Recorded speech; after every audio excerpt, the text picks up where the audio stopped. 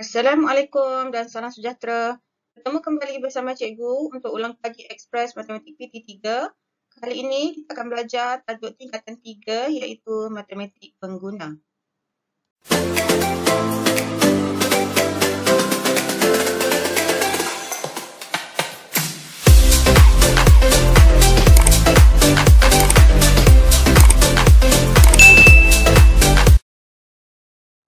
Ulang kaji tentang matematik pengguna. Dalam tajuk ini kita belajar bagaimana caranya untuk menguruskan wang secara maksima supaya mendapat pulangan yang terbaik. Ada dua cara yang boleh digunakan. Yang pertama ialah sama ada membuat simpanan ataupun membuat pelaburan. Jadi kita belajar dahulu tentang simpanan. Simpanan boleh dilakukan di bank dengan membuka 3 jenis akaun. Yang pertama ialah akaun simpanan, yang kedua ialah akaun simpanan tetap dan yang ketiga ialah akaun semasa. Untuk akaun simpanan, akaun ini boleh dibuka oleh sesiapa sahaja dengan sejumlah wang, di mana kita boleh menggunakan kemudahan kad ATM, duit boleh dikeluarkan ataupun masuk pada bila-bila masa sahaja. Untuk akaun jenis yang kedua, iaitu akaun simpanan tetap, biasanya akaun ini digunakan untuk mereka yang mempunyai lebihan wang yang tidak digunakan dalam tempoh yang lama. Apabila menyimpan dalam akaun simpanan tetap, semakin lama tempoh simpanan, bank akan memberikan kadar faedah yang lebih tinggi. Duit yang disimpan hanya boleh dikeluarkan selepas tempoh matang sahaja. Namun demikian, jika dikeluarkan lebih awal, faedah yang dijanjikan oleh pihak bank akan terbatal. Untuk simpanan jenis ini akan mendapat sijil simpanan. Akaun yang ketiga iaitu akaun semasa. Biasanya akaun semasa ini digunakan oleh mereka yang menjalankan perniagaan ataupun individu yang ingin menggunakan kemudahan buku cek. Kemudahan buku cek dan bank yang diberikan oleh pemegang akaun semasa ini akan dikenakan cas perkhidmatan. Dan untuk simpanan dalam akaun ini tidak diberikan kadar faedah simpanan. Kita belajar pula tentang pelaburan, juga ada 3 jenis. Yang pertama iaitu amanah saham, yang kedua saham dan yang ketiga ialah hartanah.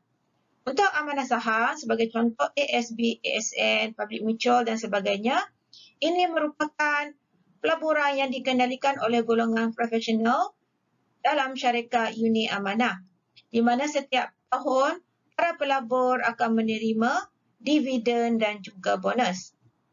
Yang kedua, pelaburannya ialah pelaburan saham. Pelaburan saham ini merupakan syarikat besar yang menerbitkan saham dijual kepada orang awam bagi tujuan untuk mengumpul modal. Untuk saham jenis ini, ada pelbagai jenis yang boleh dipilih mengikut sektor. Sebagai contoh, sektor teknologi, perladangan, pembinaan dan sebagainya. Biasanya syarikat ini merupakan syarikat besar yang tersenarai di Bursa Malaysia. Sebagai contoh, syarikat TNB, TM, Maybank dan sebagainya. Untuk pemegang saham, akan mendapat dividen dan juga keuntungan modal. Pelaburan yang ketiga iaitu pelaburan hartanah. Pelaburan hartanah merupakan pembelian harta dan juga tanah seperti rumah kediaman, premis perniagaan, tanah, ladang dan sebagainya. Pulangannya adalah dalam bentuk sewaan dan juga keuntungan modal. Kita belajar jenis faedah. Faedah ada 2. Yang pertama ialah faedah mudah. Yang kedua ialah faedah kompaun. Faedah mudah merupakan faedah yang dikenakan sekali sahaja ke atas jumlah simpanan ataupun prinsipal untuk suatu tempoh masa. Formulanya I sama dengan PRT. I ialah faedah ataupun interest. P merupakan prinsipal. R ialah kadar faedah dalam bentuk peratus. Apabila melakukan pengiraan, kita tukarkan kepada perpuluhan. Manakala T pula merupakan tempoh masa dalam tahun. Faedah yang kedua iaitu faedah kompaun. Faedah kompaun merupakan faedah yang dihitung dari prinsipal asal dan juga faedah yang terkumpul daripada tempoh penyimpanan sebelumnya. Formulanya ialah MV bersamaan dengan P kurungan 1 tambah R per N kuasa NT. Di mana MV ini merupakan nilai matang. Nilai matang adalah termasuk prinsipal dan juga faedah yang terkumpul. Manakala Untuk R pula, R merupakan kadar faedah tahunan, T tempoh dalam tahun dan N merupakan bilangan kali faedah di kompaun setahun. Untuk memahami sama ada pelaburan itu mendatangkan keuntungan ataupun kerugian, kita boleh lihat pada nilai ROI, iaitu Return on Investment ataupun nilai pulangan pelaburan dalam bentuk peratus.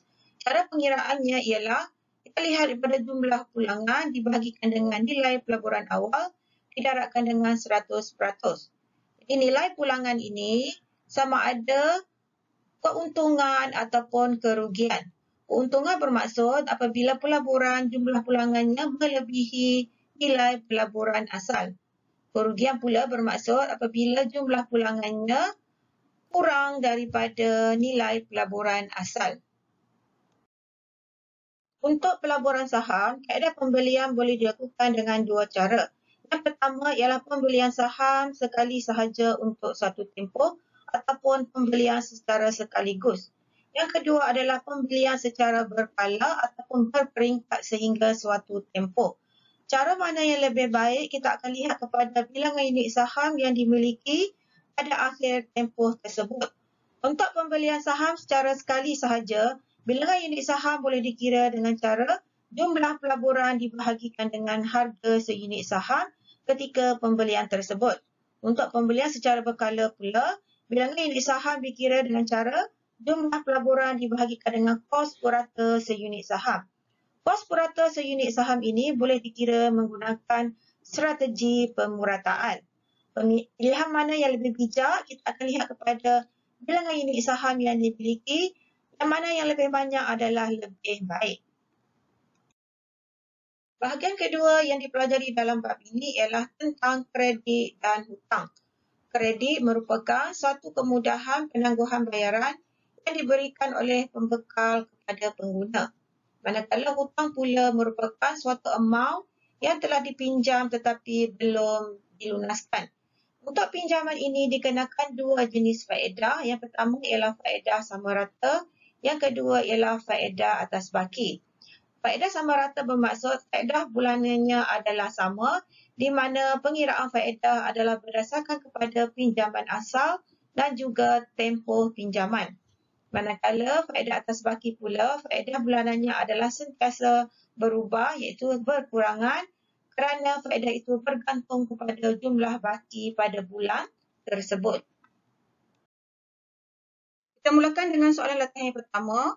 Puan Hazura menyimpan RM12,000 dalam akaun simpanan tetap.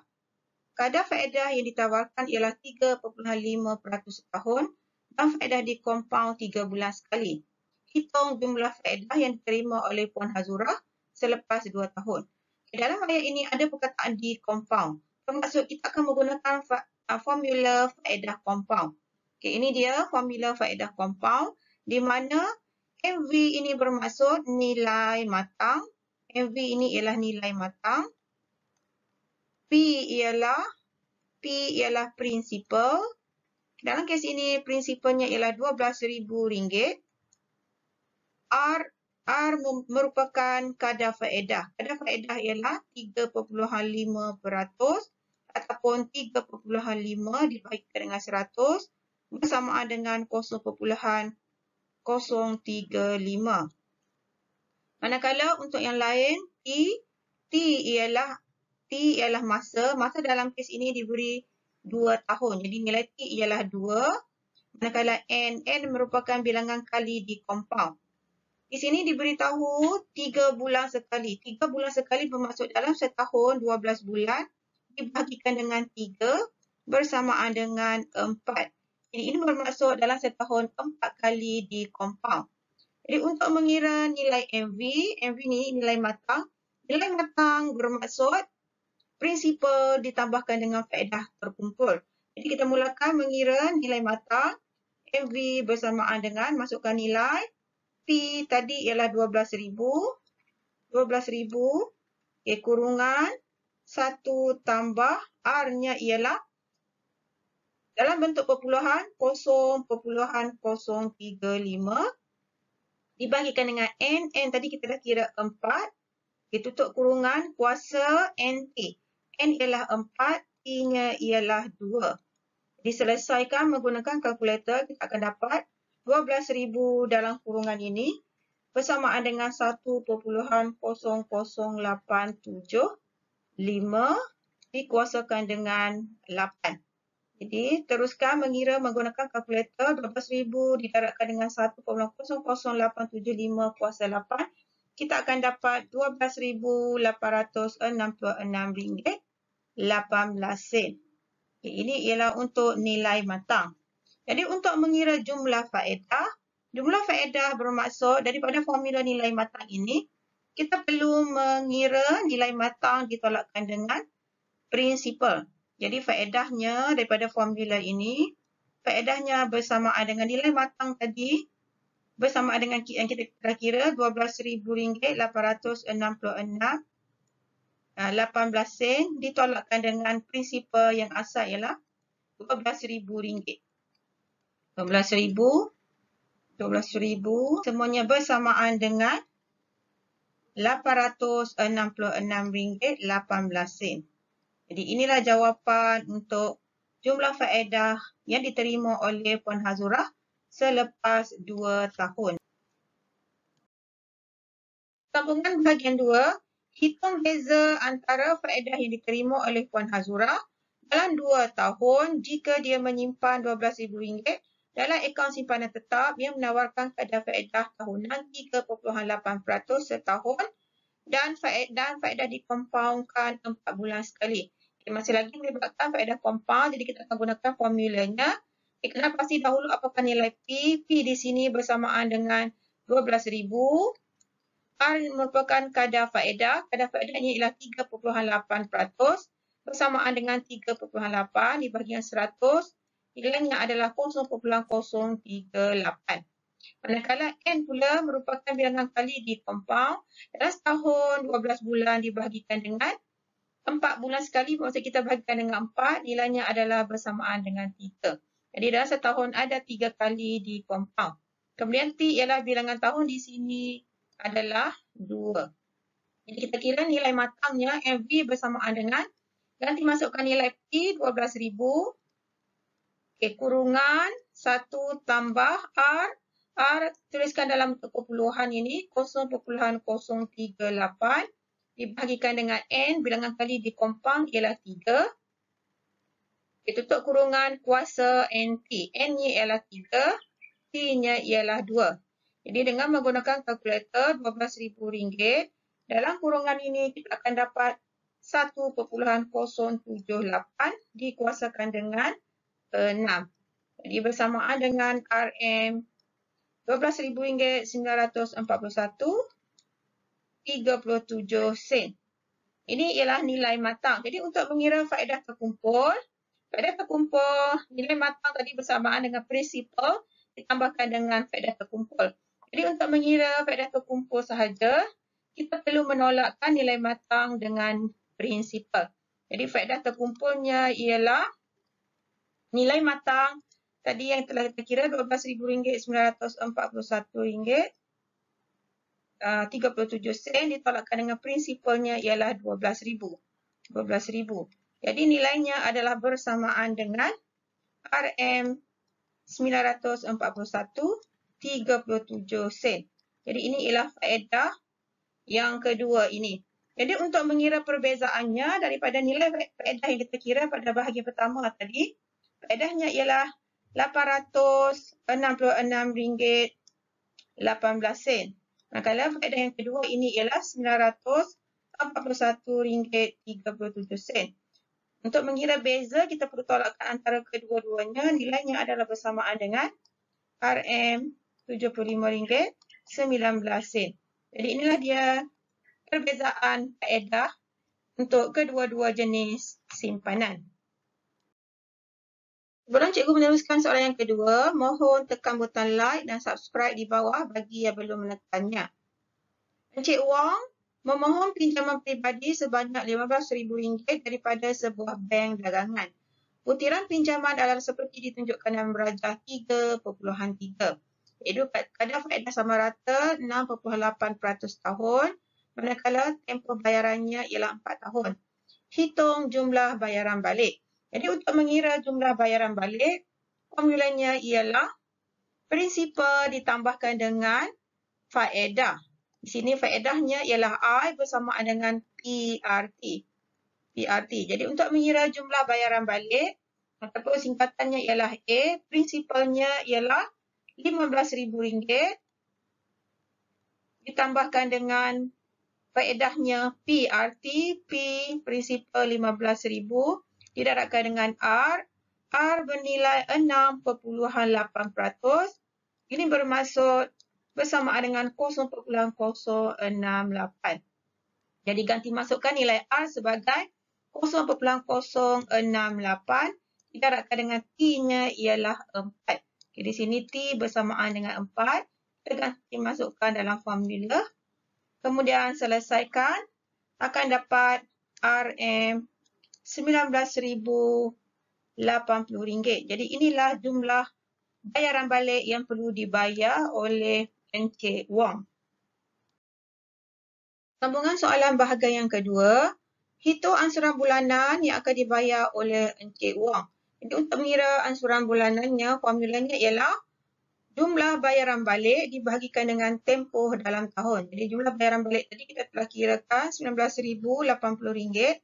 Tempohnya ialah 4 tahun, dalam bulan darabkan dengan 12 akan dapat RM397.50. Jadi ini ialah jumlah ansuran bulanan yang perlu dibayar oleh Encik Wong.